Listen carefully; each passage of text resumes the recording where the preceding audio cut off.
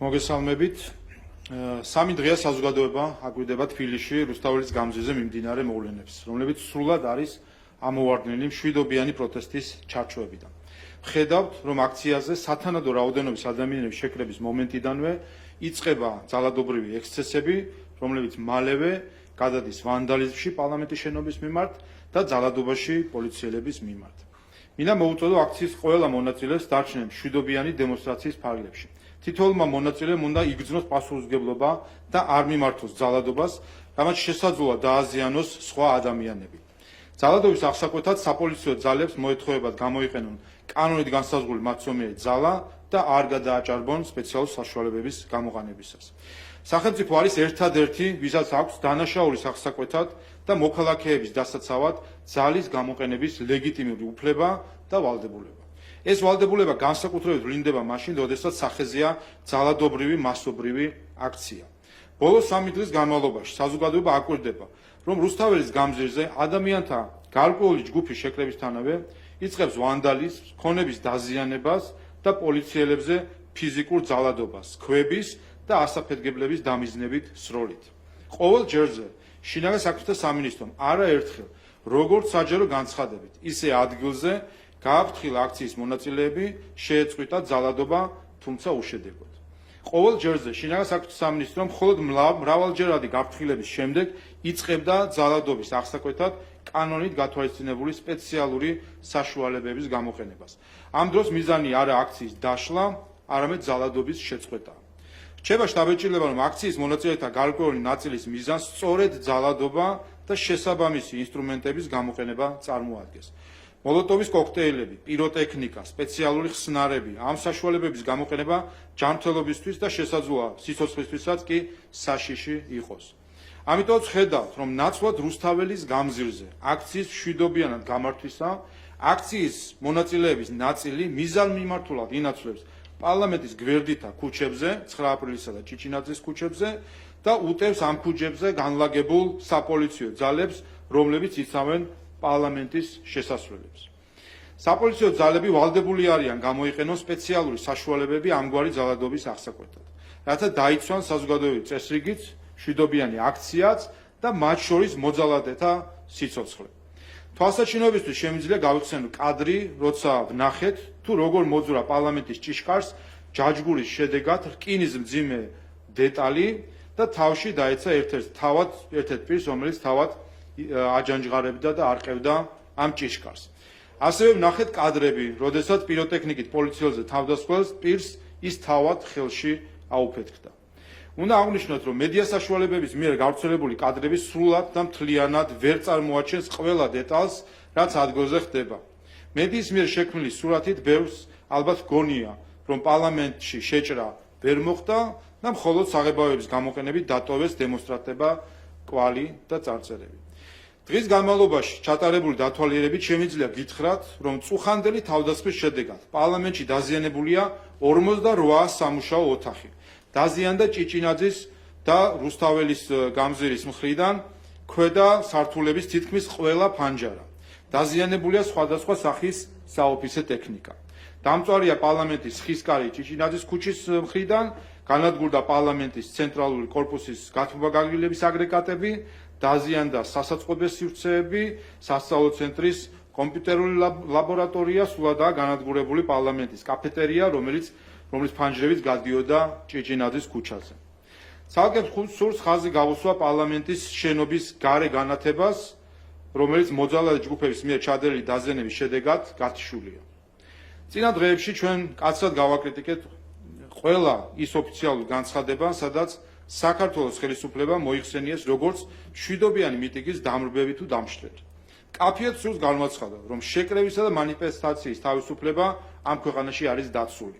ნებისმიერი მასშტაბისა და ნებისმიერი ხანგრძლივობის აქცია და პროტესტი დაცულია კანონით, თუ კი იგი ატარებს მშვიდობიან ხასიათს. საქართველოს საპოლიციო ძალები განაყრებული იქნება მხოლოდ მას შემდეგ, რაც მანიფესტაცია იღებს ძალადობრივ ხასიათს. მომხდარი სხვაგვარად შეფასება წარმოადგენს გამიზნულ სიცრუესა და დეზინფორმაციას, რომელიც ამავე დროს ადვილად არის ამოსაცნობი, რადგანაც მიმდინარე პროცესი ერთდროულად რამდენიმე ტელევიზიის მიერ გადაიცემა პირდაპირი ტრანსლაციით და სურათი ნათელია. აქვე სურს აღნიშნო ამერიკის სახელმწიფო დეპარტამენტის გუშინდელი განცხადება, სადაც როგორც იქნა დავინახეთ მოწოდება დემონსტრანტების მიმართ, რომ შეინარჩუნონ აქციის მშვიდობიანი ხასიათი. ეს მცირე ნიშანი ერთგვარად დამაიმედებელია, რომ უახლოეს მომავალში დავინახავთ ევროპელი აქტორების მიერ გაზიარებულ იგივე პოზიციას. ნათელია, რომ ევროპელი პოლიტიკოსების თუ დიპლომატების მიერ ძალადობრივი აქციის მშვიდობიანად წარმოჩენა მხოლოდ ახალისებს აქციის მონაწილეთა ახალ ძალადობას. მადლობა.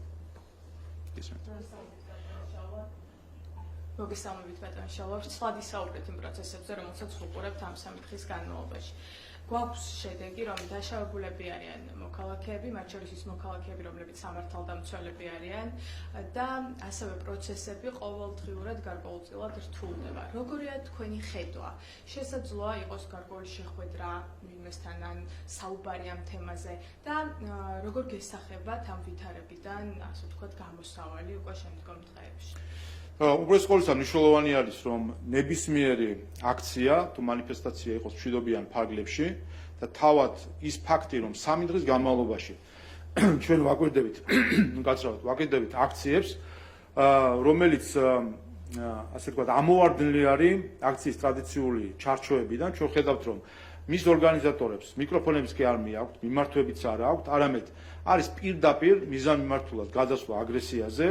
და ამის ნიშანია ის, რომ ნაცვლად იმისა, რომ რუსთაველის გამზირზე თავისუფლად მშვიდობიანი ხასიათის აქცია იყოს, ხედავთ, რომ მიზანმიმართულად გარკვეული მოძალადე ჯგუფები გადაადგილდებიან ჭიჭინაძეს და 9 აპრილის ქუჩის მიმართულებით, სადაც საპოლიციო ძალები იცავენ შესასვლელებს და შედიან პირდაპირ დაპირისპირებაში პოლიციასთან, თავს ესხმიან პოლიციას, რაც რამდენიმე საათი გრძელდება ხოლმე და შემდეგ უკვე პოლიცია რეაგირებს. ეს არის ის სცენარი, რასაც 3 დღეა უცვლელად ვაკვირდებით. იკრიბება ხალხი რუსთაველის გამზირზე, რომლის ძირითადი ნაწილი, რა თქმა უნდა, მშვიდობიანი მანიფესტანტი არის. შემდეგ ამ ხალხის რაოდენობით შეგულიანებული მოძალადეები ინაცვლებენ, მიდიან პოლიციელებთან პირდაპირ, შედიან მათთან, ძალადობენ პოლიციელებს და ხედავთ, რომ არის ქვების სროლა, ხედავთ, რომ არის მათ შორის რკინის დეტალების სროლა.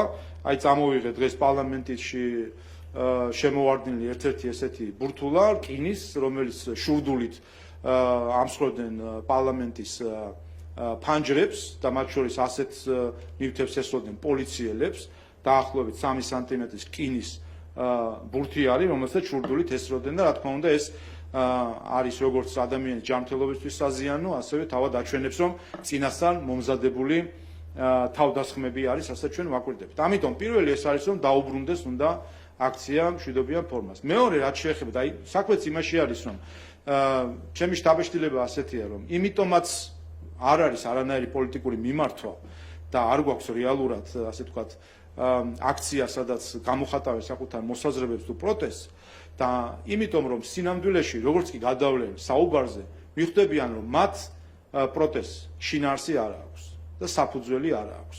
სინამდვილეში ჩვენ ხედავთ, რომ ეს არის ოპოზიცია, რომელიც აორგანიზებს ამ ღონისძიებას, რომელიც ცდილობს მისი წაგება არჩევნებში, ახლა ჩაანაცვლოს რაღაც სხვა თემით და ნახეს რა, რომ არჩევნებიდან გამომდინარე ვერ შეძლეს ადამიანების მღელვარების გამოწვევა, იმ დღიდან მოყოლებული ცდილობენ მოძებნონ რაღაც საკითხი, რომელთაც ააღელვებენ საზოგადოებას. ამიტომ გზა არის ძალიან მარტივი. პირველი, რომ ყველა უნდა კანონიერ ფორმებში დაბრუნდეს და ძალადობა არ უნდა დაუშვას და თავად საზოგადოება დაინახავს შემდეგ, რომ სინამდვილეში ამ რადიკალური ოპოზიციის მიერ ასე ვთქვათ, ორგანიზებულ ღონისძიებებს სინამდვილეში რეალური საფუძველი არ აქვს. საზოგადოებრივი მაუწყებელი კესო კაფეინზე ბატონო შალვა აქციაზე დაშავებულებზე ისაუბრეთ და მინდა კითხოთ აქციის მონაწილეებზე, დაშავებულ აქციის მონაწილეებზე, მათ შორის მედიის წარმომადგენლებზე და პოლიციის მხრიდან გადამეტებულ ძალაზე. თქვენ როგორ შეაფასებთ იმას? მე ვთქვი კიდევაც, რომ ორი რამე უნდა მათ შორის ტერმინოლოგიურად ერთმანეთისგან განვასხვაოთ, ეს არის ძალის გამოყენება და ეს არის ძალადობა. აქციის მონაწილეს არ აქვს ძალის გამოყენების უფლება. წერტილი. არანაირი მაშხალების სროლა, ქვების სროლა და ასე შემდეგ, არანაირი მათი რაღაც ემოციური მდგომარეობა არ ამართლებს ამას და ეს არის ძალადობა პირველივე წამიდან. ამის საპირისპიროდ ზუსტად ამ ძალადობის საპასუხოდ სახელმწიფო და პოლიცია შესაბამისად ამ შემთხვევაში არის ერთადერთი ინსტიტუტი, ვისაც აქვს ლეგიტიმური ძალის გამოყენების უფლება. და განსაკუთრებით, როდესაც ეს ეხება მასობრივ ძალადობრივ აქციებს, როდესაც ის ძალადობრივ აქციად იქცევა. ზოგადად ძალადობრივი აქციების ასე ვთქვათ მართვა ერთ-ერთი ურთულესი ღონისძიება, საპოლიციო ღონისძიება არის და ჩვენ ხედავთ ხოლმე მსოფლიო გამოცდილების გათვალისწინებითაც, რომ რა თქმა უნდა, როდესაც გვაქვს მასობრივი ძალადობა, როდესაც პოლიცია ამ დროს იყენებს სპეციალურ საშუალებებს და ლეგიტიმურ ძალას, კიდევ ერთხელ და ეს არის სწორედ სახელმწიფოს ფუნქცია, რა თქმა უნდა, აქ არის რისკი ძალის ჭარბად გამოყენებისა და ეს სწორედ ამ რისკის დასაზღვევად არის რომ არის სპეციალური საპოლიციო ძალები, რომლებიც ასეთი ვითარებისთვის გადიან წრთნებს და იციან თუ როგორ მართონ ასეთი პროცესები და ამის დამსახურებაა ზუსტად ის, რომ ჩვენ სამი დღე ვაკვირდებით, რამდენად პროფესიონალურად მიდის მართვა ამ პროცესებისა. მიუხედავად ამისა, რა თქმა უნდა, თავად ძალის გამოყენება, როცა ხდება იმისთვის, რომ მოხდეს ძალადობის აღკვეთა სახელმწიფოს მხრიდან, ეს ატარებს რისკებს, რომ შესაძლოა იყოს ჭარბი ძალის გამოყენება. აქედან ამის დასაზღვევად არის ორი ინსტრუმენტი, ერთი ეს გახლავთ ის, რომ მომზადებული არიან სპეციალური ძალები ასეთი ღონისძიებებისთვის და მეორე, ასეთი ღონისძიებების შემდეგ რუტინულად ყოველთვის ტარდება შესაბამისი შესწავლა მდგომარეობის იყო თუ არა ძალის ჭარბად გამოყენება, მათ შორის როგორც წესი ხდება ხოლმე ამ დროს სპეციალურ საგამოძიებო სამსახურის მხრიდან გამოძიების დაწყება იმისთვის, რომ ყველა ასეთი შესაძლო გადაცდომა შეისწავლოს და ამ შემთხვევაშიც იცით, რომ გამოძიება დაწყებულია სპეციალურ საგამოძიებო სამსახურის მხრიდან. ნახეთ ჩვენ ზოგიერთი კადრი, რომელშიც ჩანს, რომ არის სავარაუდოდ ასეთი შემთხვევები გვაქვს, რა თქმა უნდა, იყო რამდენიმე მძიმე კადრი, თუმცა ისიც უნდა გავითვალისწინოთ, რომ 3 დღე ყოველ დღე დაახლოებით რამდენიმე საათი არის ხოლმე მაინც რაც იწყება ძალადობრივი დემონსტრაცია, ანუ როდესაც მშვიდობიანი აქცია გადაიზრდება პოლიციაზე თავდასხმად გადაიქცევა ხოლმე, რამდენიმე საათი არის შემდეგ ეს პროცესი თავად, მათ შორის შემდეგ პოლიციის მხრიდან ძალადობის აღკვეთა. 3 დღის განმავლობაში თუ დავაკვირდებით თუ რამდენ საათიანი ღონისძიება იყო ეს, რამდენიმე ასეთი ექსცესი ადასტურებს ერთ რამეს, რომ საერთო ჯამში პოლიცია მოქმედებს იმ სტანდარტების შესაბამისად, რომელიც დადგენილი არის ჩვენი კანონმდებლობით. რაც შეეხება კიდევ ერთხელ ინდივიდუალურ შემთხვევებს და ექსცესებს, რომელიც მათ შორის ჩვენც ვნახეთ, ამაზე გამოძიება აუცილებლად იწყება ყოველთვის, ეს სტანდარტული ასე ვთქვათ, სტანდარტული ასე ვთქვათ, ღონისძიება არის და შედეგებს რა თქმა უნდა ყველა ვნახავ და ჩვენც რა თქმა უნდა და მეც პირადად ამას ძალიან დეტალურად ვაკვირდები. მეთიუ მილერის განცხადებაზე მინდა გითხოთ სტრატეგიული პარტნიორობის შეჩერებასთან დაკავშირებით, რას ნიშნავს ეს და როგორია თქვენი როგორც პარლამენტის თავმჯდომარის პოზიცია?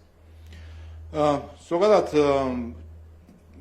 ვფიქრობ დასანანია, რომ მაშინ, როდესაც ადმინისტრაცია ხა არის ასე ვთქვათ, ძალაუფლების გადაცემის პროცესში, ვფიქრობ, რომ ასეთი სახის განცხადებები თუ გადაწყვეტილებები არ უნდა მიიღებოდეს, ვინაიდან ეს თავისთავად უკვე მომავალ პრეზიდენტს უქმნის ასე ვთქვათ, გაღარკვეულ ასე ვთქვათ, ფაქტობრივ გარემოებას, რომელიც ჯობია, რომ ამ დროს, როდესაც ადმინისტრაცია არის გარდამავალ პროცესში, არ ხდებოდეს. რაც შეეხება გადაწყვეტილებას, სამწუხარო წლების განმავლობაში თავად ეს სტრატეგიული პარტნიორობა და ჩვენ ამაზე არაერთხელ გვითქვამს, ვერ შეიძინა ის შინაარსი, რომელიც ჩვენ გვინდოდა რომ შეეძინა, სტრატეგიული პარტნიორობის ჩანაფიქრში იყო მათ შორის თავისუფალი ვაჭრობის შეთანხმება, მათ შორის ვიზო, მიმოსვლაც სწორედ ამის ნაწილი უნდა ყოფილიყო ჩვენი წარმოდგენით და ასე შემდეგ, პირდაპირი ფრენები ან სხვა, რაც ნამდვილად იქნებოდა, ასე ვთქვათ, პრაქტიკაში განხორციელებული სტრატეგიული პარტნიორობის ცალკეული ინსტრუმენტები, რასაც სამწუხაროდ ვერ ხედავთ. მათ შორის თუ არ ვწდები, სტრატეგიული პარტნიორობით გათვალისწინებული საბჭო ბოლო 6 წელია თუ 5 წელია არც კი შეკრებილა და ჩვენ გვქონდა ყოველთვის სურვილი, რომ უფრო აქტიური ყოფილიყო ამ მხრივ თანამშრომლობა, სამწუხაროდ გარკვეულად პასიური იყო ეს თანამშრომლობა. მაგრამ კიდევ ერთხელ დასანანია, რომ ადმინისტრაცია, რომელიც მიდის და უნდა გადააბაროს ახლა ხელისუფლება ახალ ადმინისტრაციას, ასეთ ასე ვთქვათ, ასეთ გადაწყვეტილებას, ასეთ განცხადებას აკეთებს და მომავალ ადმინისტრაციას უქმნის გარკვეულ, ასე ვთქვათ, პოზიციას, რომელიც შეიძლება არ იყოს სახარბიელო. ეუთოდირზეც გითხავთ, ერთს როგორ ფიქრობთ, რატომ არჩევნების შემდეგ წინასწარი შეფასება ვნახეთ და ველოდებით საბოლოო, ასე ვთქვათ, დოკუმენტს, თუმცა გარკვეულწილად თუ აქამდე ძალიან ინდობოდნენ და მაღალი იყო მათ მიმართ დამოკიდებულება და მათი ლეგიტიმაცია, ახლა შეცვალეს ეს დამოკიდებულება. რა არის ამის მიზეზი? მე მგონი საზოგადოებამ ზუსტად ეხა აი ამ დეტალს უნდა დააკვირდეს ეს დღეები. ძალიან საინტერესო რაღაცას ვაკვირდებით ჩვენ და ეს უცნაური გარემოებაა, რასაც ჩვენ ხედავთ. ჩვენ არჩევნებამდე გვესმოდა, მათ შორის ევროპელებისგან გვესმოდა, რომ საპარლამენტო არჩევნების შეფასებისას ისინი იხელმძღვანელებდნენ ეუთო ოდირის დასკვნით. ვინაიდან ეუთო ოდირი არის მთავარი სადამკვირვებლო მისია. სხვა დანარჩენი დამკვირვებლები, ესე ვთქვათ, კერძო ორგანიზაციები თუ ინსტიტუტები, ეს არის ორგანიზაციები, რომლებიც თავისთავად ღირებულია, რომ არიან და აკვირდებიან არჩევნებს, თუმცა საერთაშორისო სტანდარტით ეუთო ოდირი არის ის, რომლის ობიექტურობის მიმართ კითხვები არ ისმის ხოლმე. ყველა სხვა დანარჩენთან არის ეს კითხვები. რა აღმოჩნდა არჩევნების შემდეგ? ჩვენ ვნახეთ, რომ არჩევნების მეორე დღეს, როდესაც გაიმართა პრესკონფერენცია ეუთო ოდირის მისიის, ვნახეთ ეუთო ოდირის შეფასება, მანამდე შუალედური შეფასება ვნახეთ წინასაარჩევნო გარემოზე, სადაც ვნახეთ, რომ წინასაარჩევნო გარემოს იყო შეფასებული როგორც 7 და კონკურენტული და გაჩუმდნენ იქ ყველა კრიტიკოსები, ასე ვთქვათ, ჩვენი არჩევნების და არჩევნების მეორე დღეს ვნახეთ უკვე არჩევნების დღესთან დაკავშირებული დასკვნა წერილობით და მოვისმინეთ მისიის ხელმძღვანელის განცხადებები ზეპირი. ანუ წერილობითი დასკვნა, ზეპირი განმარტება ამ დასკვნის. როგორც წერილობით დასკვნაში ეუთო ოდირისა, ისე ზეპირ განმარტებაში მისიის ხელმძღვანელისა ჩვენ მოვისმინეთ და ამოვიკითხეთ შემდეგი, რომ ეს არჩევნები იყო კონკურენტული, რომ ყველას შეეძლო ჩაეტარებინა საარჩევნო კამპანია თავისუფლად, რომ ამომრჩევლებს ჰქონდა დიდი არჩევანი და რომ ამის შედეგად არჩევნები შედგა და საქართველოს ყავს არჩეული ხელისუფლება. აი ეს არის ის ფორმულა, რაც ჩვენ მოვისმინეთ ეუთო ოდირისგან და წავიკითხეთ მის დასკვნაში. და რა ვნახეთ ამის შემდეგ? ამ დღიდან მოყოლებული ჩვენ დავინახეთ, რომ მიდის შეტევა ეუთო ოდირზე, მათ შორის მოვისმინეთ ევროპარლამენტის ერთ-ერთი წარმომადგენლის განცხადება, რომელმაც ეჭვი შეიტანა ეუთო ოდირის დასკვნის ობიექტურობაში.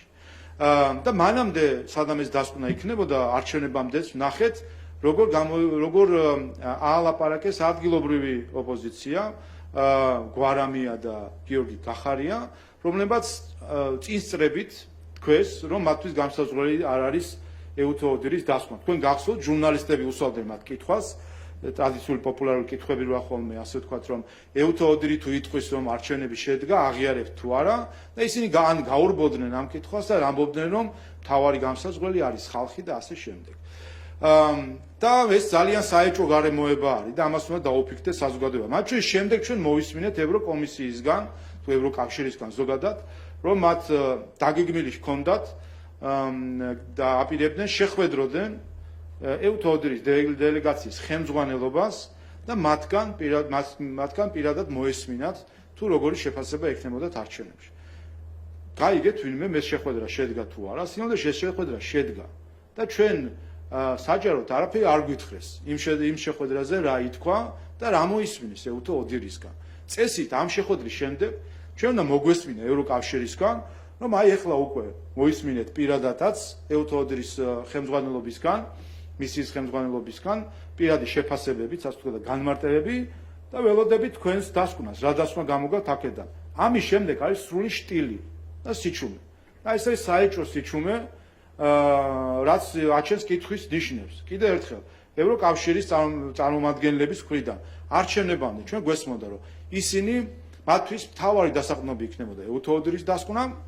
არჩევნების შემდეგ ხედავთ, რომ ხდება ამ დასკვნის მიჩუმათება და ყურადღების არ მიქცევა და შემდეგ ითქვა, რომ დაელაპარაკებოდნენ ავტორებს თუ ხელმძღვანელობას, ასე ვთქვათ, ამ მისიის. ეს შეხვედრა შედგა რამდენიმე დღის წინ, თუმცა შედეგთან დაკავშირებით არავინ არაფერს გვეუბნება. სამაგრო ჩვენ ვნახეთ ეუთოს საპარლამენტო ასამბლეის ხელმძღვანელის პია კაუმას განცხადება, რომელიც გახდათ ამ მისიის ერთ-ერთი ხელმძღვანელი. და ნახეთ მისი განცხადება, მისი შეფასება არჩევნებთან დაკავშირებით, რომელიც იმეორებს კიდევ ერთხელ იმ მიგრებებს, რაც ჰქონდა ეუთო ოდირს, რომ ეს არჩევნები იყო კონკურენტული, რომ შეეძლო ყველა აქტორს თავისუფლად ეწარმოებინა კამპანია, არჩევანი იყო ამორჩეულს ჰქონდა არჩევანი, რომელიც შეეძლო გაეკეთებინა და საქართველოს ყავს არჩეული ხელისუფლება. კიდევ ერთხელ მოისმინეთ ეს ეუთო ოდრისგან და რატომღაც ამას ყველა ატარებს გვერდით და ვერ ხედავთ რეაქციებს ევროპელი კოლეგებისგან, რაც კიდევ ერთხელ აჩენს კითხვის ნიშნებს, რასთან გვაქვს საქმე. ერთი კითხვა მექნება უბრალოდ ორი. ის პროტესტი, რაც ახლა ქუჩაშია, გამოიწვია 28 ნოემბერს პრემიერ-მინისტრის განცხადებამ და ხალხი ხელახლა გამოიყვანა თქვენმა გადაწყვეტილებამ ქუჩაში. ასევე ისმის საყვედურები, რომ რატომ ახლა და რატომ გახდა ამ განცხადების და ამ გადაწყვეტილების მიღება ახლა საჭირო. ამაზე რომ მიპასუხოთ და მეორე შეკითხვა მექნება გუშინ საზოგადოებრივ მაუწყებელში შევარდნაზე თავისუფლად შეიძლება ითქვას, როგორც შეაფასებთ თქვენ გუშინდელ მოვლენებს. ხო, რაც შეეხება ჩვენი გადაწყვეტილების საბაბად აღებას, იმისთვის რომ ხალხი ააღელვონ, ეს კიდევ ერთხელ აჩვენებს შიდა და გარე აქტორების არაკეთილ სინდისიერებას. და კიდევ ერთხელ გვაჩვენებს იმას, თუ რამდენად მნიშვნელოვანი არის, რომ ყველა დაუკვირდეს შინაარს საკითხებისა. რა ვთქვით ჩვენ? ჩვენ ვთქვით შემდეგი რამ, რომ ჩვენ ხედავთ, რომ სამწუხაროდ ეს დადასტურდა არაერთხელ, რომ ევროპული ინტეგრაციის გარკვეული ინსტრუმენტები გამოიყენება როგორც იარაღი საქართველოს ზეწოლის გასახორციელებლად, პოლარიზაციის გასაღრმავებლად და საზოგადოების გასახლეჩად. ეს ნახეთ ჩვენ კანდიდატის სტატუსთან დაკავშირებით, როდესაც 2022 წლის ივნისში კანდიდატის სტატუსის არ მონიჭება პირდაპირ იქნა, ასე ვთქვათ, ამუნიციაში აღებული როგორც იარაღი იმისთვის, რომ ხელისუფლება შეეცვალათ არადემოკრატიული გზით. თქვენ გახსოვთ მაშინ უცხოეთიდან დაფინანსებული NGO-ების მხრიდან იგივე ხასიათის, ასე ვთქვათ, აქცია ორგანიზებული, იგივე შემადგენლობით, იგივე მონაწილეებით, რასაც ახლა ჩვენ ვხედავთ ამ ძალადობრივ ხასიათის აქციებში და საფუძველი რა იყო? რომ არ მოგვანიჭეს კანდიდატის სტატუსი და ამითი დაიღუპა ქვეყანა და ასე შემდეგ. რა აღმოაჩინეთ შემდეგ? აღმოაჩინეთ, რომ თავად ევროკომისიის შეფასებითვე საქართველო იყო მოლდოვაზე, უკრაინაზე, ბოსნია-ჰერცეგოვინაზე წინ და აღმოჩნდა, რომ უსამართლოდ არ მოგვანიჭეს კანდიდატის სტატუსი და როცა ვკითხულობდით, თუ რა იყო რეალური მიზეზი სტატუსის არ მონიჭებისა, ვერ ვიღებდით ვერანაირ ლოგიკურ, კეთილსინდისიერ და რაღაცნაირად, ასე ვთქვათ, გონივრულ ახსნას ამ გადაწყვეტილებისა. რაც რა თქმა უნდა გვიღმავებს ჩვენ ეჭვს, რომ ასეთი სახის ინსტრუმენტები ხდება манипуляცია, ასე ვთქვათ, საქართველოსთან მიმართებით. ამის შემდეგ ჩვენ მიუხედავად მცდელობისა, როგორც NGO-ების გარკვეული ჯგუფის მხრიდან, ისე ოპოზიციის მხრიდან, შეგახსენებთ, წელიწად ნახევარი ისინი ფაქტობრივად ბლოკავდნენ ყველაფერს, რაც დაკავშირებული იყო კანდიდატის სტატუსის მისანიჭებად 12 რეკომენდაციის შესრულებასთან. შეგახსენებთ, რომ ისინი ბოიკოტირებდნენ სხდომებს, შეგახსენებთ, რომ ისინი არ მონაწილეობდნენ აი ამ პროექტების, ასე ვთქვათ, შემუშავებაში, აყენებდნენ მხოლოდ ულტიმატუმებს, რომ უნდა საკითხი ყოფილიყო ისე, როგორც ისინი ამბობენ და არა სხვანაირად.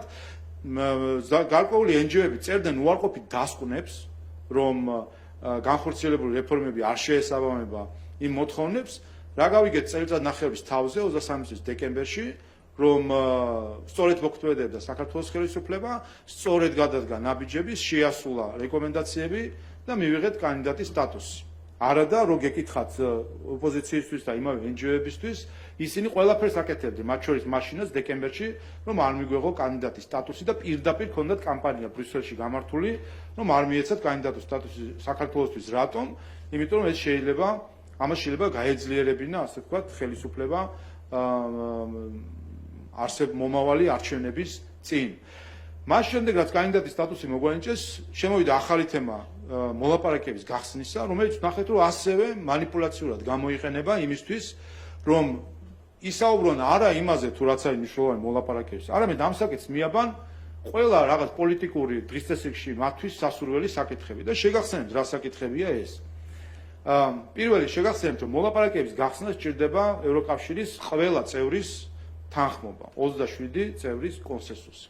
აქვე შეგახსენებთ რომ ზოგიერთი წევრი სახელმწიფოების საგარეო საქმეთა მინისტრები მიტინგზე გვახდნენ აქ თბილისში და გვიტარებდნენ მიტინგს, ანტისახელისუფლებო მიტინგს თბილისში. ეხლა მათგან რა მოლოდინი უნდა ქონდეს ჩვენ პოზიტიური დამოკიდებულებისა ეს სხვა საკითხია, მაგრამ იგივე მინისტრები, იგივე ხალხი არიან ისინი, რომლებიც ჩვენ პირობად გვიყენებდნენ მოლაპარაკებების გახსნისთვის, გვიყენებდნენ სააკაშვილის გათავისუფლებას, შეგახსენებთ რეზოლუციას ევროპარლამენტისა, რომელიც ზუსტად ამ სახელმწიფოებიდან წამოსული ევროპარლამენტარების ინიცირებული არის, გულისხმობ ბალტიის ქვეყნებს. შეგახსენებთ მეორე მოთხოვნას რუსეთისთვის სანქციების დაწესებისა და შეგახსენებთ რომ მათ შორის ლატვიის პრეზიდენტმა პირდაპირ მოითხოვა რუსეთისთვის ჩვენგან რუსეთისთვის სანქციების დაწესება. რეზოლუციაში ზუსტად ამ ქვეყნებიდან წამოსული დეპუტატების მიერ არის ინიცირებული. არც ერთს, არც მეორეს არანაირი კავშირი მოლაპარაკებების გახსნასთან და ევროინტეგრაციასთან არ აქვს საერთოდ. მიუხედავად ამისა, იმით რომ არის თანხმობა ყველა ქვეყნის საჭირო, ამ ზოგიერთი ქვეყნის წარმომადგენელი იყენებს ამას როგორც იარაღს და ინსტრუმენტს და გეუბნება, გინდა გჭირდება 27 ქვეყნის თანხმობა მოლაპარაკების გახსნისთვის, გჭირდება. ამ 27 ქვეყნიდან ერთი ქვეყანა ხომ ვარ მე? კი, ხარ შენ. აი ხო და თუ გინდა რომ ჩემი თანხმობა გქონდეს, მაშინ მიხეილ სააკაშვილი გადაიყვანეს სხვა ქვეყანაში, ანუ გაათავისუფლე. თუ გინდა რომ ჩემი თანხმობა გქონდეს, მართალია ეს არ არის, არ ეხება საერთოდ, არანაირად. მოლაპარაკებებს, ევროკავშირს, ევროინტეგრაციას აბსოლუტურად უცხო თემაა. მაგრამ რას იზავ, მე უნდა ხმა მივცე იქ და მხარს არ დაგიჭერ, თუ აი ამ ჩემ მოთხოვნას არ შეასრულებ. მეორე დააწესე სანქციები რუსეთს. არ დაუწესებ სანქციებს რუსეთს, მართალია ეს არ არის მოლაპარაკების წინაპირობა. ამას კავშირი არ აქვს კოპენჰაგენის კრიტერიუმებთან და მასთან, რა ქვია, ევროკავშირთან ინტეგრაციასთან, მაგრამ რას იზავ, პოლიტიკური გადაწყვეტილება რაც მე უნდა მივიღო, თუ გინდა რომ მე მხარი დაუჭერე მოლაპარაკების გახსნას, დაუწესე რუსეთს სანქციები. ანუ რას გვეუბნებიან ამითო, დაინგრიე თავი ეკონომიკურად, გაანადგურე შენი ეკონომიკა, საფრთხე შეუქმენი შენი მოსახლეობის უსაფრთხოებას, იმით რომ შეხვიდე ღია სამხედრო დაპირისპირების რისკში რუსეთთან და სხვა არაფერი არის თუ არა ეს სანქციების დაწესების მოთხოვნა და მინდა იმ ხალხს ვკითხო, ვინც დღეს ასე ვთქვათ ისტორიამდე აქვს ვიღაცას მიყვანილი ევროპარლამენტარების რაღაც ესა თუ ეს განცხადებები. აბა დაფიქრდნენ ერთი წამით. ამ ევროპარლამენტმა 400 ხმით თუ რაღაცა, 5 უმრავლესობით ამ პარლამენტმა ჩვენ მოგთხოვა თუ არა რუსეთისთვის სანქციების დაწესება. კი, რუსეთისთვის სანქციების დაწესება გულისხმობს თუ არა ავტომატურ რეჟიმში ჩვენი ქვეყნისთვის ამ მომენტში დღეს ეკონომიკურ კოლაფს, დიახ, გულისხმობს. გულისხმობს თუ არა ეს რისკს იმისა, რომ შევიდეთ ღია სამხედრო დაპირისპირებაში. დიახ, გულისხმობს. რატო ერთ-ერთი ვერ ვნახეთ აი ამ ასე ვთქვათ აჟიტირებული პროევროპელებისგან, რომელსაც თავს ესე ეძახიან. რატომ ვერ ვნახეთ ვერც ერთი კრიტიკა ევროპარლამენტის ამ რეზოლუციისა? ვის მხარეს არიან? არიან ისინი საკუთარი სამშობლოს მხარეს თუ არ არიან? თუ ევროპა მათთვის არის მხოლოდ ის, რასაც ესა თუ ის ევროპარლამენტარი იტყვის. ასე რომ ჩვენ ნახეთ ის, რომ მოლაპარაკების თემა ნაცვლად საგნობრივი საქმიანი მუშაობისა გადაიქცა პოლიტიკური შანტაჟის, პოლიტიკური ზეწოლის იარაღად და თან არა იმ საკითხებზე, რომელიც ევროკავშირის ევროინტეგრაციისთვის არის მნიშვნელოვანი, არამედ პოლიტიკური მათი სხვების პოლიტიკური დღის წესრიგში არსებული საკითხების მისაღწევად.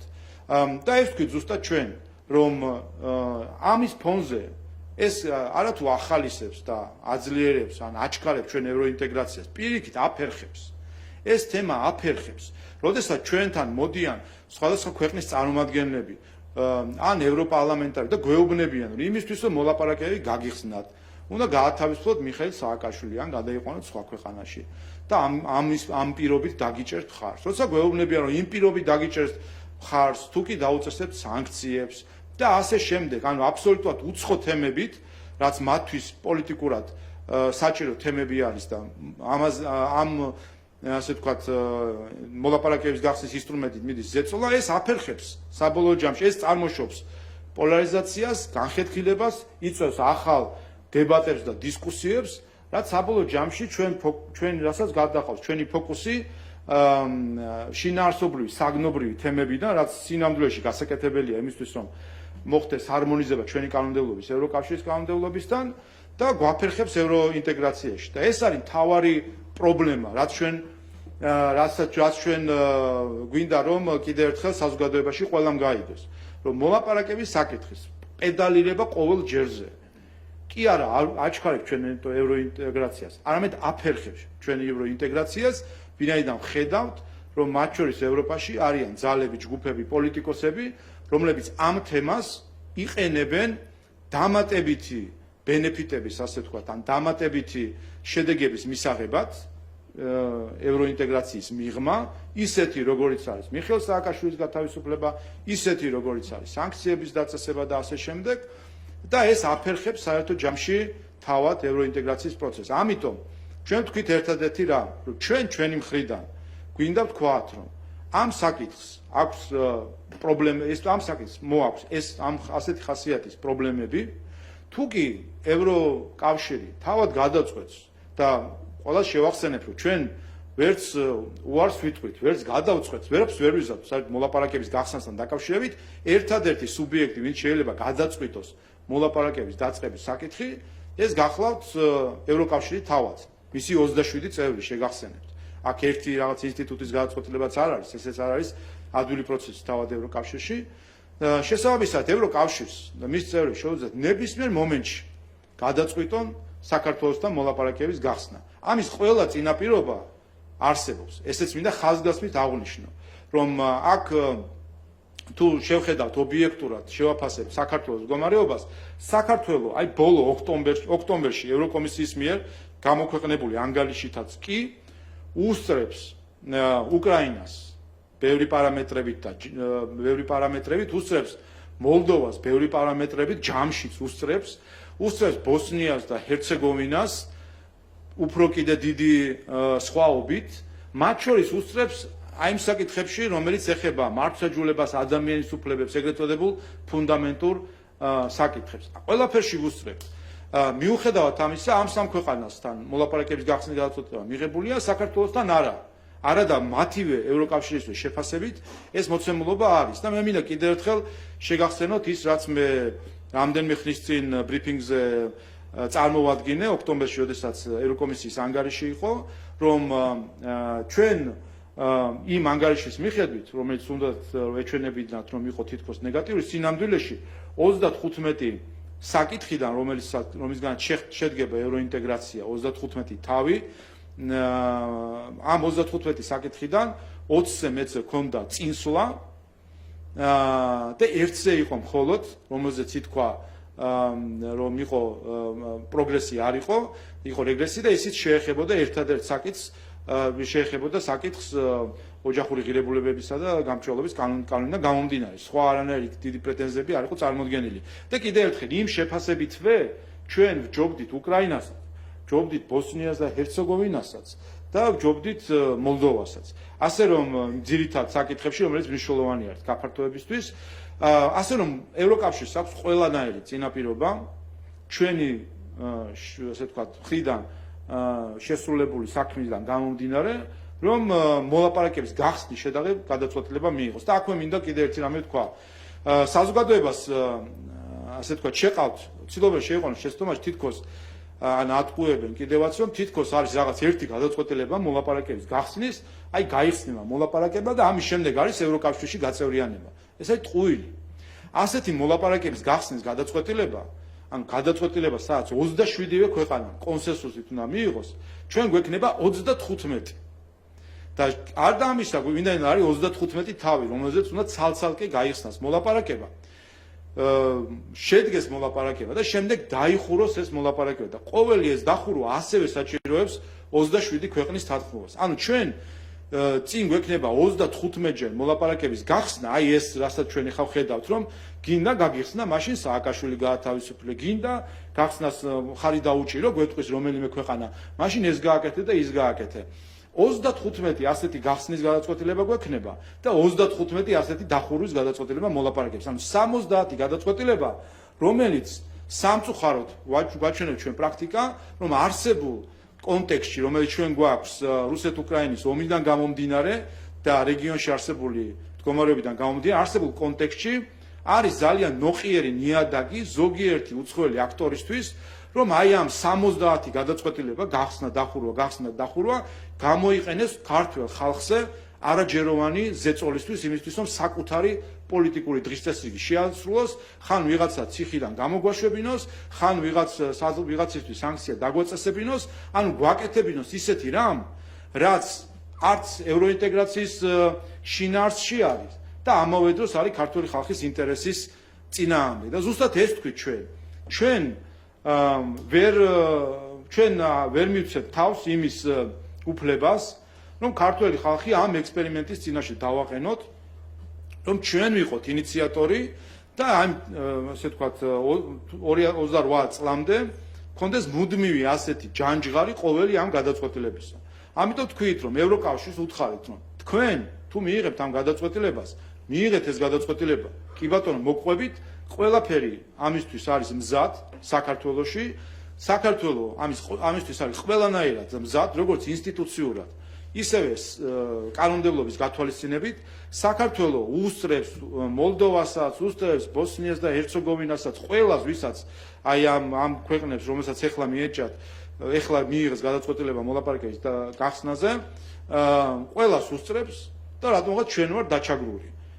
მიიღეს გადაწყვეტილება, კი ბატონო, მაგრამ ჩვენ ვერ დაუშვებთ ამ საკითხის манипуляციას იმისთვის, რომ მე ამ საკითხით მოგვადგნენ ჩვენ კარზე ყოველ ჯერს და გვითხრან, ხან სააკაშვილი გაათავისუფლე, ხან სანქციები დააწესე და ხან სხვა რაღაცეები აბსოლუტურად ევროკავშირისთვის უცხო თემები, რომელსაც უბრალოდ ის ვისაც ამის ბერკეტი აქვს, ხომ რომელიღაცა ქვეყანა რომ გეუბნება, რომ ჩემი ხმა გჭირდება, თუ გინდა რომ ჩემი ხმა გქონდეს, მოიქეცი აი ასე გააკეთე ის, ვიცი რომ ეს არ არის ევროკავშირისთვის მნიშვნელოვანი თემა, ანუ არ შედის ინტეგრაციის ნაწილში, მაგრამ რა ვქნა და აბა როგორ გინდა, მე ვარ ერთ-ერთი ხმა იმ 27-დან, რომელიც შენ აუცილებლად გჭირდება, ან გააკეთებ ისე როგორც მე გეუბნები, ან მე ხმას არ მოგცე, ხوار დამაძალებ რომ მოგცე ხმა. აი ეს არის ამ შანტაჟს გვინდა ავაცილოთ ჩვენი საზოგადოება და მათ შორის ევროკავშირთანაც ვიყოთ ამ ხრივ გულწრფელი და უთხრათ რომ საქმე კი ბატონო შანტაჟზე უარი ვინაიდან შანტაჟი აზიანებს თავად პროცეს ევროინტეგრაციის და რაც თავარია საბოლოო ჯამში ის რაც მოითხოვება ხოლმე აი ამ შანტაჟის ფონზე აზიანებს ჩვენს ხალხს. ბატონო შავა, ხო, რაც შეეხება ბოდიში გამიძელა, რაც შეეხება ის რაც ჩვენ გუშინ ვიხილეთ, ნუ ერთის მხრივ რა თქმა უნდა ამა კიდევ ერთხელ დაგვანახა ხომ? არ უყვართ რომ თითქოს ხანდახან ცდილობენ რომ აი რამდენ ძალისხმევას ინვესტიციას მათ შორის მედიურ ინვესტიციას აკეთებენ იმისთვის რომ ჩამოირეცხონ რაღაც კოლექტიური ნაციონალური მოძრაობის დამღა რომელიც მათ ყველას ადევს და როგორც ცდილობენ ხოლმე წარმოაჩინონ თითქოს რაღაცნაირად არიან არა ნაცები. მაგრამ საბოლოო ჯამში ხო ამას ხედავთ რომ ეს ნირი, ეს ზნე, რასთანაც არის დაკავშირებული ნაციონალური მოძრაობა, როგორც იდეოლოგია. აქ პარტიის წევრობაზე კი არ არის და პოლიტსაბჭოს წევრობაზე საუბარი. აქ არის საუბარი იდეოლოგიაზე. ამ იდეოლოგიის ნაწილი, ვინც არის, ის ასე იქცევა ზუსტად ტელევიზიებში შევარდნა, ან ტელევიზიების, ასე ვთქვათ, ჯერ არაძალადობრივად ან სხვანაირი მეთოდებით ასე ვთქვათ, დაპატრონება, რაც ჩვენ ვიხილეთ ნაციონალური მოძრაობის რეჟიმის დროს და სადაც ეს არ გამოდის, მაშინ პირდაპირ შევარდნა და ისე დაპატრონება. რა ვნახეთ ჩვენ გუშინ? ნახეთ ხო, აი რამდენი ობიექტური დამკვირვებელი ყავს, ხო, ვითომ სხვადასხვა NGO-ს სახით. ვინმე საერთოდ ხმა ამოიღო? ასეთი რამე რომ მომხდარიყო მათთან დაკავშირებულ ტელევიზიაში, ოპოზიციის კუთვნილ ტელევიზიაში. ასეთი რამე რომ მომხდარიყო, დღეს ხო გადაჭრელებული იქნებოდა ასე ვთქვათ, მათი Facebook სტატუსები, რომ მოხდა ძალადობრივი ზეწოლა ტელევიზიაზე და მის სარედაქციო პოლიტიკაზე. სხვა რამე კი არ ვიხილეთ გუში პირდაპირ მივიდნენ, მოითხოვეს რომ შენ შენი ეთერი უნდა იყოს არა ისეთი, როგორც შენ ამას განსაზღვრავ, შენი სარედაქციო დამოუკიდებლობის ფარგლებში, არამედ ისეთ, როგორცაც გეტყვი მე. და ამას ეუბნება ხალხი, რომელიც თავად არის სხვა ტელევიზიის წარმომადგენელი, პარტიული ტელევიზიის, კეზერაშვილის ტელევიზიის და ხაზარაძის ტელევიზიის წარმომადგენელი, რომ მივადა საზოგადოებრივ მაუწყებელს პრეტენზიებს წაუყენებს, რაზეა საერთოდ საუბარი, ან რა მორალზე, ან რა ეთიკაზე, ან საერთოდ რა ადამიანურ წარმოდგენაზე საბოლოო ჯამში. ამიტომ რაც ჩვენ გუშინ ვიხილეთ, ეს იყო ცხადი მაგალითი, ის რაც ელოდა ამ ქვეყანას ამ არჩევნებში მათ 1 გრამი ძალაუფლება რომ მოეპოვეთ. ხო ამას ვამბობდით ჩვენ. 1 გრამი ძალაუფლება რომ გქონდეთ, კედელთან მიგვაყენებდნენ ხო ყველას, ვის მას არ ეთანხმება. ამას ხო უყურებთ ამ დღეებში. ეს პიტარდები და შაშხანების სროლა, აბა სხვა რა არის? აბა სხვა რა არის, თორე კედელთან მიყენება ადამიანის და მისთვის პირდაპირ დამიზნებით სროლა. ამ ადამიანებმა ხელში სხვა რამე რო ჩაიდო, სხვა რამე კი არ არის. ხა ეს რასაც ჩვენ ვაკვირდებით, ადამიანს წირავენ პირდაპირ მინიმუმ ჯანმრთელობის დაზიანებისთვის და შემდეგ ნახეთ უტიფრად ზოგიერთ ტელევიზიაში, კეზერაშვილის კუთვნილ ტელევიზიაში, როდესაც ჟურნალისტი უტიფრად პირდაპირ ამბობს, რომ საშობაო ისინი რა ქვია, მაშხალები არ არის საზიანო ჯანმრთელობისთვის. ნუ აი ეს რაც ცინიზმია, ხო? როდესაც თავად გვახსოვს, რომ ეს ერთ-ერთი თემაა, სხვა შორის, რასაც პარლამენტი წინამოწვევის განიხილავდა, ეს კვლავ არის ჩვენ დღის წესრიგში, ფეიერვერკები და საახალწლო თქვა ეს პიროტექნიკა, იცით რომ ზიანს იწვევს ხოლმე ყოველჯერზე და გახსოვთ ამაზე დიდი დისკუსია იყო და მათ შორის ზუსტად ამ ტელევიზიებს ჰქონდათ პანიკა ატეხილი თუ რატომ არ არის ეს დარეგულირებული. და აი დღეს ახლა ამბობს რომ თუმცა ჯანმრთელობისთვის საერთოდ საზიანო არ არის პირდაპირ დამიზნებით ადამიანისთვის იმის რა ქვია პიროტექნიკის სროლა. რაც არის ჩვეულებრივი ასაფეთქებელი ნივთიერება და ვიცით ეს სამწუხარო გამოცდილებებით, რომ როდესაც ადამიანებს ხანდახან ეს თქვათ არასადამოკიდო გამოყენების თუ არ ვიცი თავად ამ მოწყობილობის გაუმართავობის გამო ხელში უფეთქდება და თუ რა ზიანს იღებენ ხოლმე ამ ყველაფრის შემდეგ. ზუსტად ამაზე ვსაუბრობთ. აი ესე დამიზნებით ესვრიან ადამიანებს და ასე იგივე ნირი არის ზუსტად იმაში, რომ აი მათ 1 გრამი ძალაუფლება რომ მიიღოთ ამ არჩევნებში. ზუსტად აი ესე შევარდნებოდნენ ამ ტელევიზიაში, გუშინ ნახეთ საზოგადოებრივ მაუწყებელს დირექტორიც კი დაგინიშნეს, ხო? ხო, სახელი და გვარიც ხომ მოიცმინეთ, ვისაც დაგინიშნავენ დირექტორად. ყველაფერი გაწერილი აქვს. ის ხალხი სხვა ტელევიზიის ჟურნალისტებს რა ესაქმება სხვა მეორე ტელევიზიაში? აქვს ტელევიზია, ხო ამბობენ რომ ყველაზე პოპულარულები ჩვენ ვართ, საზოგადოებრივ მაუწყებელზე მიდუნდათ, ხო ამბობენ რომ მაყურებელი არ ყავთ, არავინ არ გიყურებთო. რაღა მაინც და მაინც მაქეთ მოდიოდნენ და ეს აჩვენებს, ეს არის სწორედ ფროიდისეული წამოწდენა, რომ ეს უნდათ 1 გრამი ძალაუფლება, რომ შემდეგ გადაიბარონ ტელევიზიები, შემოვიდნენ დაჟდნენ სტუდიებში წამყვანებად და იმათ რა ქვია, რეჟისორებად და დირექტორებად. აი ეს არის ზუსტად. და ერთი რამეც უნდა ითქვას. აი ეს აქციები ძალადობრივი, რასაც ჩვენ ხედავთ, იცით რატომ არ აქვს ამას ტრადიციული მიტინგის ხასიათი, ხო? 33 წელია დამოუკიდებლობა გვაქვს და რა და მიტინგები ქართველებს გვინახავს ბევრი. და ვიცით რას ნიშნავს მიტინგი, ვიცით რას ნიშნავს პოზიციის გამოხატვა, პროტესტი რას ნიშნავს. ეს ნიშნავს შეკრებას, თავყრილობას, სადაც ადამიანები ერთმანეთს ელაპარაკებიან, უზიარებენ, რაღაცაზე თანხმდებიან, რაღაცას ითხოვენ და ასე შემდეგ. 3 დღე რატო ვერ ხედავთ ამას ვერაფერს? და რატო ხედავთ ერთადერთ რამეს, რომ როგორმე ბევრი ადამიანი მოიყვანონ და შემდეგ ამ ადამიანებით ზურგი გამაგრებულებია შეუტიონ პოლიციას. იცით რატომ? რომ არ იყოს მათი მხრიდან ძალადობა, რომელსაც შემდეგ დაასურათებენ, ვიდეოებს გადაიღებენ და ასე თქვა დაატრიალებენ, ეს რომ არ იყოს, მოუწევთ საუბარი და საუბარზე რომ გადავლენ, რაზე უნდა ილაპარაკონ. სიამლეში ერთადერთი რამე აქვს მათ მიზანი და ერთადერთი რამე უდებთ თავში, რაც საბოლოო ჯამში ყოველთვის გამოჩნდება. ეს არის ძალაუფლება, ძალაუფლების დაბრუნება ნაციონალური მოძრაობისთვის, რომელშიც იგულისხმება ზუსტად ეს იდეოლოგია, არა რომელიმე პარტიის წევრობა. ანუ ხედავთ რომ შიდა და გარე აქტორებს სურთ, რომ ამ იდეოლოგიის მატარებელ ხალხს დაუბრუნონ ძალაუფლება არა დემოკრატიული გზით. ნახეს რომ არჩევნებში ქართულმა ხალხმა უთხრამად კაფიო უარი და ახლა ცდილობენ მოძებნონ საბაბები და ხან გამოზდით ეს, ხან არ გამოზდით. რამდენიმე დღის წინ ეს იყო ქართული ლიტერატურის საკითხი, ხო გახსოვთ? სასწავლო პროგრამასთან დაკავშირებული 5 წუთი 1 საათიანი ფეიკი, რაც მათ ჰქონდათ, რომ იქნებ რაიმენაირად მღელვარება გამოეწვიათ, არ გამოუვიდათ. შემდეგ მეორე, მესამე და სადღაცას მერე ასე ვთქვათ, გამოკრავენ ხოლმე სიმს ჩვენი ზოგიერთი მოქალაქეების ნაწილისა, აღელვებენ, მაგრამ აი ეს მოქალაქეები უნდა დაფიქრდნენ ზუსტად ამაზე. თუ რისთვის იყენებენ მათ? ერთადერთი რამისთვის, რომ აიღონ ძალაუფლება და ამ ძალაუფლების აღების შემდეგ შევიდნენ ყველა ტელევიზიაში, რომელიც მათ გემოვნებაში არ ჯდება, დაუნიშნონ დირექტორები, დაუნიშნონ ჟურნალისტები, როგორც ეს ჰქონდათ და გუშინ ერთ-ერთი იმ სტუდიაში მჯდომი ადამიანი ამბობდა, რომ ის იყო იმ ტელევიზიის პირველი არხის თანამშრომელი და იყო დამოუკიდებელი და წლები ახსენა 2005-6 წლები და ეხა რა და ქართველები მაყურებლებიც ვართ ამ ტელევიზიის და ვიცით ხო რა ხდებოდა მაშინ. ამ წლებს რო ახსენებ სამაგალითო წლებად დამოუკიდებლობის, მედია დამოუკიდებლობის გასაგებია თუ რას ნიშნავს მისთვის მედია დამოუკიდებლობა, ეს გახლავთ ჩვეულებრივი პარტიული ტელევიზიები, როგორც მათ აწყობილია ფორმულას თუ TV პირველის თუ მთავარი სახით, სადაც ჩვეულებრივი პარტიული კედლის გაზეთი არის ეს ტელევიზიები. ასე რომ ეს არის ძირითადი მიზანი და რა თქმა უნდა ეს გამოჩნდა. მინდა მადლობა გადავხადო სხვა შორის თითოეულ თანამშრომლს პირველი არხის და ხელმძღვანელობას პირველი არხის ძალიან თამამი ნაბიჯისთვის, რამაც საბოლოო ჯამში აჩვენა ყველა მაყურებელს და მათ შორის მათ მომხრეებსაც აჩვენა თუ რასთან გვაქვს საქმე.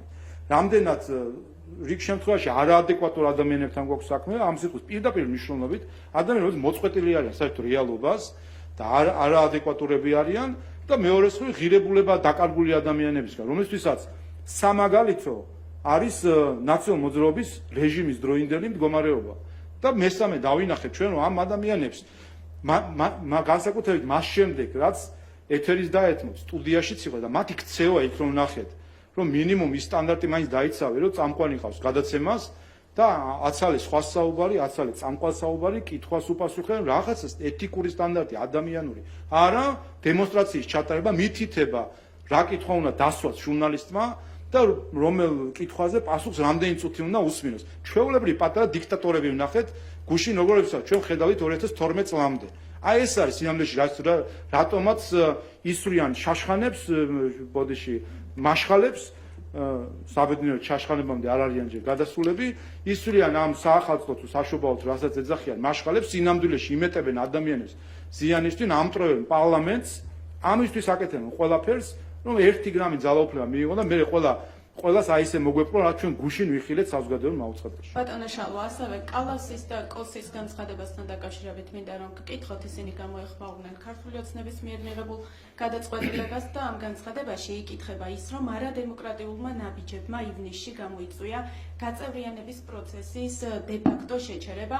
განცხადების მეორე ნაწილში კი ვკითხულობთ, რომ პრემიერის მიერ მიღებულმა გადაწყვეტილებამ ასე ვთქვათ დააშორა საქართველოს ევროინტეგრაციის გზიდან. ჩვენ როცა ვსაუბრობთ ევროინტეგრაციას და კიდე მინდა ერთხელ ხაზი გავუსვა. ევროინტეგრაციას აქვს თავისი შინაარსი.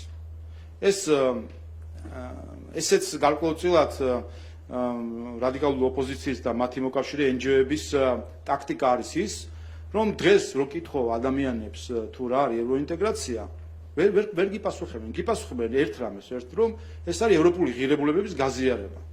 რო შეკითხები რა ღირებულებები, რა არის ესეთი ღირებულებები ევროპული, რომელიც ქართული არ არის, აქ ვეღარ პასუხობენ. რატომ? იმიტომ რომ ჩვენი ასე ვთქვათ ოპონენტები და რადიკალური ოპოზიცია და მათი მოკავშირე NGO-ები, მათ ევროინტეგრაცია კი არ უნდათ. მათ უნდათ ევროისტერია. იმიტომ რომ ამ ისტერიაში იკარგება შემდეგ საღი აზრი, განსჯა და შინაარსი მსჯელობა. ამ ისტერიის დათესვა უნდათ იმისთვის, რომ რაიმეს მიღწევა კი არ უნდათ ამ მხრივ. ისტერია უნდათ იმისთვის, რომ ხედავენ დემოკრატიული საარჩევნო გზით ვერ მოდიან ხელისუფლებაში, ვინაიდან იქ საუბარი, იქ გჭირდება ისაუბრო შენს პროგრამაზე, გჭირდება ისაუბრო რა გამოიარე, რა ბაგაჟი გაქვს, ასე ვთქვათ და რა გეგმები და ამაში სუსტები არიან, ამ გზით ვერ მიდიან, საარჩევნო გზით ისინი იციან, რომ ხელისუფლებას ხალხი მათ არ მისცემს, ამიტომ ეძებენ გვერდის ავლის გზებს დემოკრატიისთვის, გვერდისავლისთვის, ამისთვის მათ ჭირდებათ ისტერიის დათესვა, ემოციები, ევროისტერია და არა ევროინტეგრაცია. და ჩვენ კი პირიქით, ჩვენ ევროინტეგრაციას უყურებთ სწორედ მისი შინაარსიდან გამომდინარე, ვინაიდან ღირებულებებსაც შეეხება, აქ ქართველებს არაფერი არ გჭირს. ეს უნდა ხანდახან დათესვან ჩვენ თითქოს რაღაცა რაღაცა დეფექტი აქვს ჩვენს ერს და რაღაც ღირებულებები გვაკლია და რაღაც ღირებულებები ვიღაცამ უნდა დაგვიმატოს როგორც მოგვაყაროს როგორც მარილი. ქართული ღირებულებებია სინამდვილეში არანაირი ცალკე მდგომი ევროპული ღირებულება არ არსებობს. ჩვენ ევროპული ერი ვართ. ჩვენი ღირებულებები არის ევროპული ღირებულებები და ნურავი ნურც შიგნით და ნურც გარედან. ნუ გველაპარაკება რაღაც ევრო ქურუმის კათედრიდან თითქოს რაღაც ახალ ღირებულებებს ახლა გაგვაცნობს. ჩვენ ეს უნდა გავიაზროთ, შევითვისოთ და ამაზე უნდა ავაგოთ ჩვენი რაღაცა ასე ვთქვათ წარმოდგენები. არაფერი ქართულ ხალხს არანაირი დამატებითი ღირებულებების თავში ჩადება არ სჭირდება. ყველა ეს ღირებულება ჩვენშია. და ის ვინც ამაზე საუბრობს სინამდვილეში უნდა თქვას რომ ჩვენ ვართ რაღაცა მეორეხარისხოვანი ერი, რომელსაც ახლა დიდი ძმა ეტყვის აუხსნის რა უნდა გააკეთოს და შინაარსად შეეხება კიდევ ერთხელ დაუბრუნდე. შინაარსი მოცემული არის სიტყვა სიტყვით ასოცირების შეთანხმებაში. აი ეს არის შინაარსი. ჩვენ მოლაპარაკების გარეშე ეს უნდა ვაკეთოთ. რა არის ასოცირების შინაარსი? აი ორი წინა მოწვევის პარლამენტი, მეათე მოწვევის პარლამენტი. სადაც ოპოზიცია სესიების ნახევარი ოფიციალურად გააცდინა. ანუ იყო ბოიკოტში. და მეორე ნახევრიდან კიდე 90% დარბაზში არ იყვნენ და უბრალოდ ბარათს ატარებდნენ, ან სხვას გაატარებინებდნენ ხოლმე. თორე დარბაზშიც კი არ იყვნენ და საერთო ჯამში საერთოდ არ ესწრებოდნენ. ჩვენ მივიღეთ უამრავი კანონი ზუსტად იმისთვის, რომ ევროინტეგრაციის პროცესი წინ წასულიყო. სწორედ ამიტომ არის, რომ ოქტომბრის შეფასებაში ევროკომისიის 20-ზე მეტ თავთან დაკავშირებით ჩვენ გვაქვს პროგრესი. საიდან არის პროგრესი? თავის თუ არ გაჩნდა. იმიტომ რომ იმ პარლამენტმა მაშინ როდესაც იყო ჯანჯღარი, ხან რას ვთხოვდე, ხან რა იყო მიტინგებს გვიწვა ასე შემდეგ, პარლამენტი რუტინულად მუშაობდა ამაზე. ზუსტად აი ამ რუტინულ მუშაობას ჩვენ გავაგრძელებთ და როგორც ეს გეგმის მიხედვით მივდივართ აქამდე და ნახევარზე მეტი უკვე შესრულებული გვაქვს ასოცირების შეთანხმების სამთავრობო პროგრამა, რომელიც სულ რამდენიმე დღის წინ დავამტკიცეთ, იქ წერია, რომ 90%-ზე მეტი ამ შეთანხმების იქნება შესრულებული.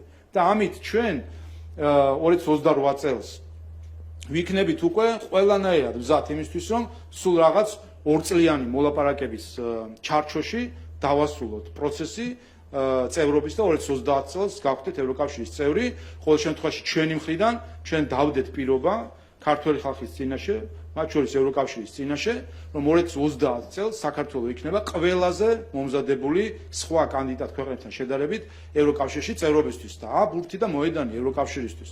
უნდათ ახლა გახსნან მოლაპარაკებები, უნდათ მოგვიანებით გახსნან, ჩვენ საქმეს მაინც გავაკეთებთ, რაც არ უნდა ხდებოდეს, იმიტომ რომ ერთი რამეა მნიშვნელოვანი. ჩვენ ამ ასოცირების შეთანხმებას, კანონებს, რეგულაციებს, სტანდარტებს იმისთვის კი არ ვაკეთებთ მხოლოდ რომ ევროკავშირის მოვაწონოთ თავი და არა, იმისთვის ვაკეთებთ რომ ევროკავშირის მოვაწონოთ. პირველ რიგში ამას ვაკეთებთ ჩვენი ხალხისთვის. ეს სტანდარტები ჩვენ ხალხს სჭირდება. პროდუქტის სტანდარტები, მშენებლობასთან, სოფლის მეურნეობასთან დაკავშირებასთან, ეს სჭირდება ჩვენ ხალხს. უბრალოდ ამ სტანდარტებსაც სჭირდება თავისი დრო. რაღაცეები არის, რაც შეგვიძლია ახლა გაკეთდეს, იმიტომ ვამბობ ჩვენ 28 წელს და ამას იმიტომაც არსებობს სამოქმედო გეგმა, რომელიც გაწერილი არის 28 წლამდე. რომ რაღაცებს დღეს ვერ შემოვიღებ, დღეს რაღაც სტანდარტი რომ შემოიღო, დაგაზიანებს. თუ შემოიღებ ერთ წელიწადში და იქნება ამისთვის მომზადებული, პირიქით გაგაძლიერებს. ასე აი ეს არის სწორედ საგნობრივი და შინაარსობრივი მოლაპარაკება და არა ის ევროისტერია, რომელიც სურს რომ დათვისოს. საპრეზიდენტო არჩევნებში ჩვეულის განცხადებაზე მინდა კითხოთ, მან დღეს გენერალურ პროკურატურაში შეიტანა განცხადება არალეგიტიმური ხელისუფლების მიერ კონსტიტუციის, სახელმწიფოს და ხალხის ღალატზე სამართლებრივი რეაგირების შესახებ. რა გვიპასუხოთ ამაზე? ნათია მეზრიშვილმა.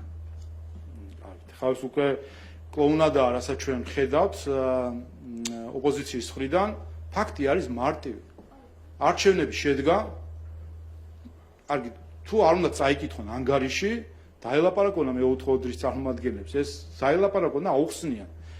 არჩევნები შედგა, საქართველოს ყავს არჩეული ხელისუფლება, მათ შორის ამ პარტიის წარმომადგენლებსაც ჯერ კიდევ აქვთ მანდატები და კონკრეტულად ეს პარტია გიორგი გახარის პარტიას გულისხმობ, მათ არც კი დაუწერიათ მომართვა, არც გამოუგზავნიათ მანდატების შეწყვეტასთან დაკავშირებით, როგორც ჩანს, აპირებენ რომ შეინარჩუნონ ეს მანდატები. და არ ვიცი რას უჩივიან, თავის თავს უჩივიან, ისინი არიან ახლა პარლამენტის წევრები და თუ ფიქრობენ რომ თავად უზურპირებული აქვთ ხელისუფლება, ეს უკვე რაღაც ბიპოლარულ აშლილობას უფრო გავს ვიდრე რაღაც პოლიტიკურ პოზიციას.